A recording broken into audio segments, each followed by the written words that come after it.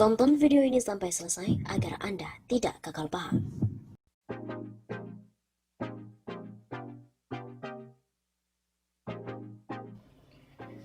Ada benarnya ketika Soeharto melihat kenyataan bahwa RRC secara terang benderang membantu PKI menjelang G30S PKI tahun 1965, yaitu dengan memutuskan hubungan diplomatik.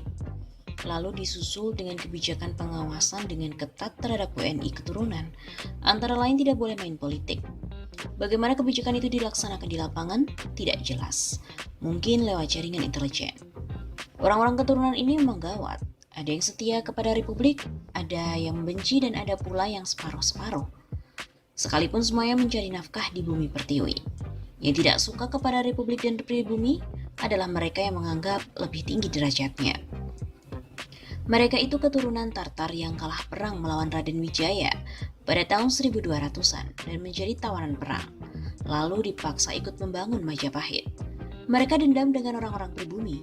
Mereka masih berkiblat ke daratan. Terlebih sesudah Belanda masuk, mereka pun diangkat menjadi mediator dan dengan kedudukan tinggi di atas pribumi. Dengan privilege yang mereka miliki dari Belanda, antara lain yaitu memungut pajak, berdagang candu, membuat tempat judi dan lain-lain, disertai kepiawaian mereka dalam berdagang dengan menipu.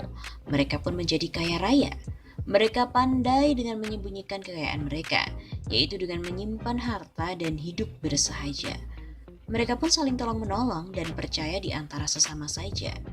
Mereka hidup dengan cara segregatif, secara berlebihan terhadap pribumi. Mereka juga tidak suka dengan hal-hal yang berbau pribumi termasuk agama Islam dan menganggapnya sebagai perilaku primitif. Penyerahan diri terhadap Yang Maha Kuasa dan tujuan kepada kehidupan akhirat dianggapnya sebagai sebuah kelemahan. Larangan beraktivitas politik, tapi kebebasan seluasnya dalam kehidupan bisnis merupakan kesempatan besar bagi mereka untuk menguasai kehidupan duniawi. Mereka pula yang memanfaatkan keleluasaan era pembangunan, terlebih lagi pada era deregulasi di bidang keuangan dan perbankan. Mereka benar-benar menjadi penguasa bisnis, menjadi ikan hiu di lautan luas dan singa di belantara Serengeti Afrika. Maka Soeharto pun dianggap menjadi orang yang melahirkan para naga. Mungkin maksud Soeharto mau memanfaatkan dan sekaligus belajar dari mereka. Soeharto tidak menyangka bahwa kebanyakan dari mereka adalah benalu. Kebanyakan jiwa mereka adalah kapitalis, liberalis, individualis, bahkan kolonialis dan imperialis. Sedang orang Indonesia lebih mengutamakan asas kekeluargaan yang menerima penjajah bule, kuning, hitam tanpa curiga. Dengan keharusan mereka ganti nama, bertambah sulitlah kita. Para pribumi yang diwarisi tanah air Nusantara ini membedakan yang jahat dengan yang loyal. Padahal orang macam Kwek Kian Gi dan juga Yap Tim Hian pasti lebih loyal kepada Republik Indonesia dibandingkan dengan Prayogo Pangestu atau Joko Widodo. Kalau mereka dulu dekat dengan Belanda, pasca kemerdekaan, mereka pun pandai mendekati para penguasa macam Soeharto dan Megawati, serta para jenderal yang punya pangkat. Mereka selalu punya maksud tersembunyi. Benar-benar para keturunan ini bak mendapat durian runtuh berupa tanah air yang menjadi harapan mereka dibanding tanah daratan nenek moyangnya. Tapi dasarnya orang kebanyakan jiwa raga dan loyalitasnya hanya kepada Tiongkok. Jadi apakah Donald Trump memperlakukan mereka sama atau dengan diskriminasi? Loyalitas mereka tetaplah pada Xi Jinping. Soeharto dan lain-lainnya pun tertipu.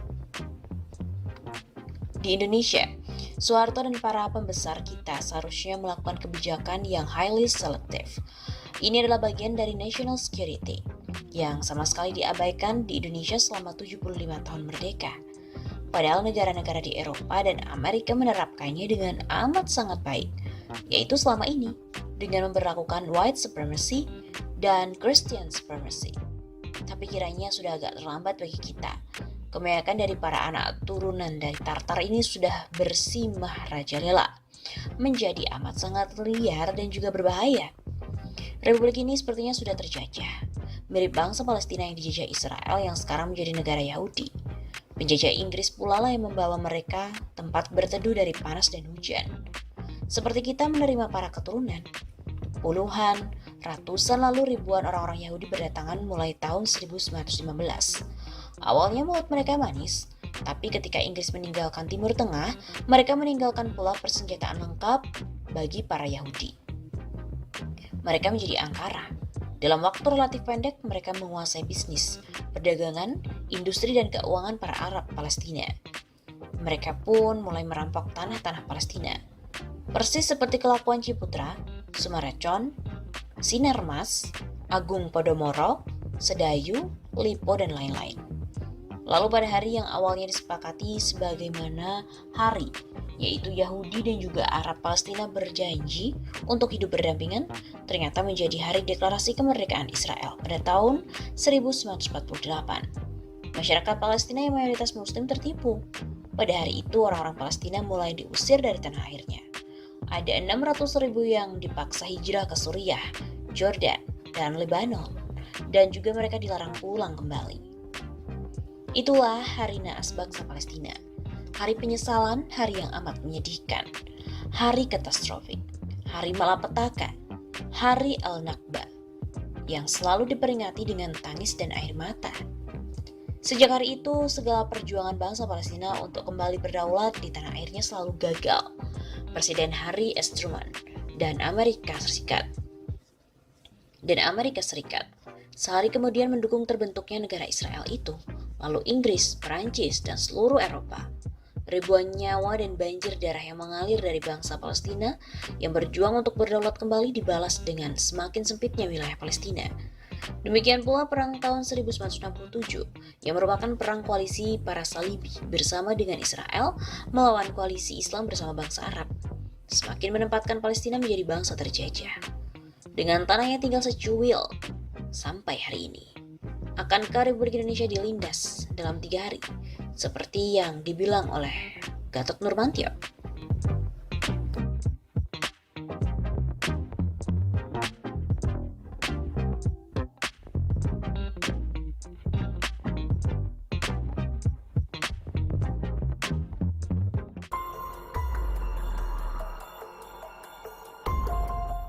Gerakan kudeta Jokowi datang dari dalam.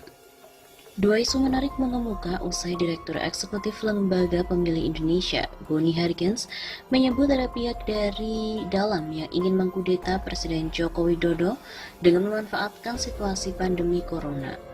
Setelah Boni Hargens, aktivis Haris Rusli Moti bicara soal kemungkinan kudeta terhadap pemerintahan yang sah. Menurut Haris, kudeta tidak mungkin dilakukan oleh oposisi, melainkan datang dari faksi di tubuh pemerintah itu sendiri. Analis politik dan kebijakan publik Universitas Islam Syekh Yusuf Unis Tangerang, Adib Miftahul berpendapat sama dengan Haris, bahwa kudeta itu justru akan datang dari dalam lingkaran kekuasaan. Menurutnya, komunikasi politik yang kerap berseberangan antar pemangku jabatan di pemerintah seperti kebijakan penanganan COVID-19 yang gagal diterjemahkan oleh para pembantu presiden bisa diartikan sebagai salah satu wujud di lingkaran penguasa yang berusaha untuk menggusur Jokowi. Makanya, menurut saya sangat masuk akal kalau malah timbul dugaan ada pihak di lingkaran penguasa yang berusaha menggusur Jokowi. Walaupun kemungkinannya itu kecil, begitu kata Adib Miftahul kepada kantor berita politik pada hari Jumat 5 Juni. Senada dengan Haris, Adib Miftahul justru melihat gerakan kudeta terhadap Jokowi dari barisan oposisi sangat jauh dan tidak mungkin.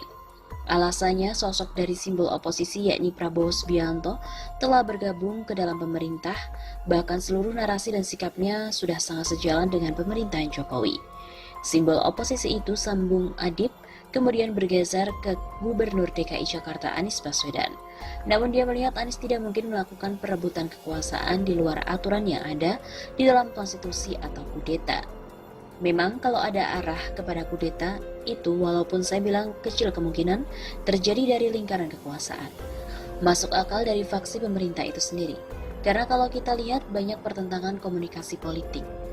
Tutupnya,